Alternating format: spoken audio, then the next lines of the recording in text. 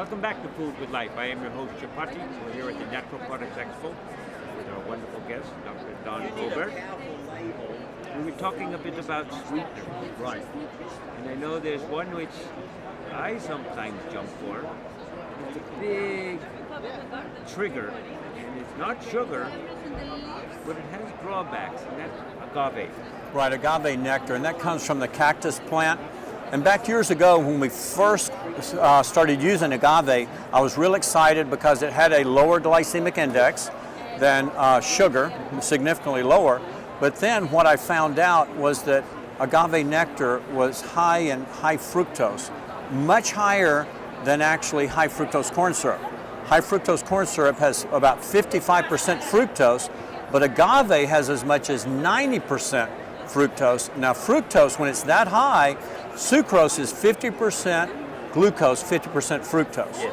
So high fructose corn syrup is 45% glucose, 55% fructose, but agave is around 90% fructose. When it's that high, it can create a fatty liver, Right. and then when you get a fatty liver, that can eventually lead to cirrhosis of the liver. It also can lead to high triglycerides and high cholesterol, as well as elevated blood sugar. So I'm not a big fan of agave. I think we have much better natural sweeteners that do not have that high fructose in it. Give us examples. Well, again, that includes your monk fruit, your lohan, Right.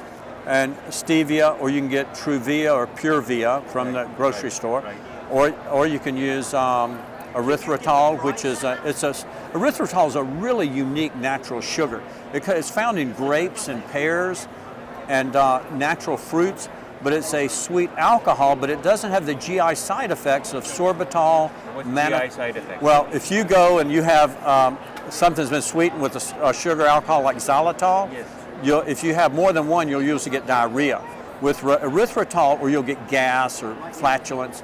But with erythritol, you don't get the GI side effects. GI is what? The Gastrointestinal? gastrointestinal issues that all the other sweet alcohols cause, because this is secreted or excreted by the kidneys instead of through the GI tract.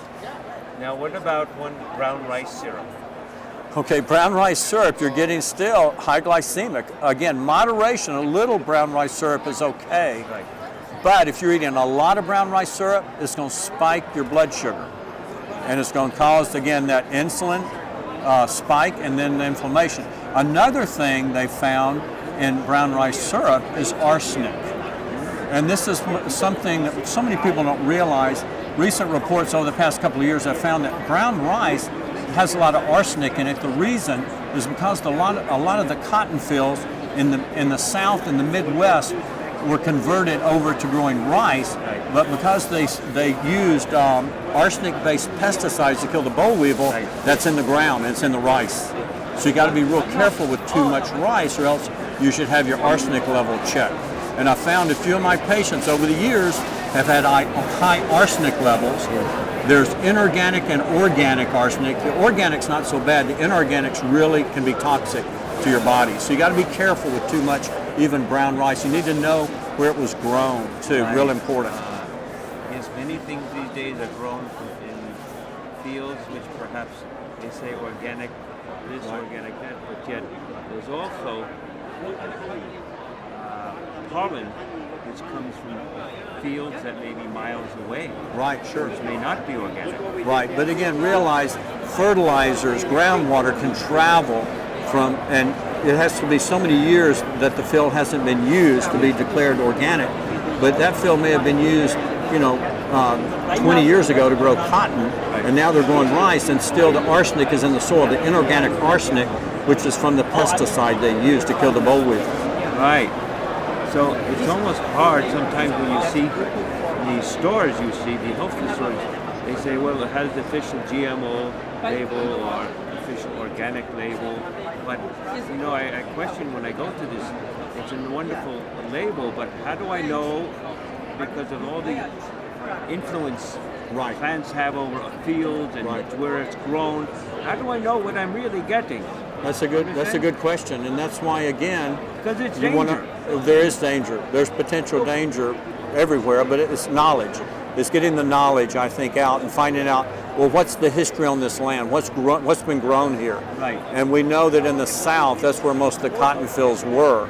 And now, like I say, a lot of those have been converted growing rice. Yes. And when they grow rice, they flood the field, and the rice takes up the arsenic. See, so that's why we have to be careful. You know, the food that contains the most arsenic is rice, and most people don't realize that. And arsenic is a toxin, especially the inorganic arsenic. Okay, I want to talk more about that, and then arsenic and organic rice. Okay?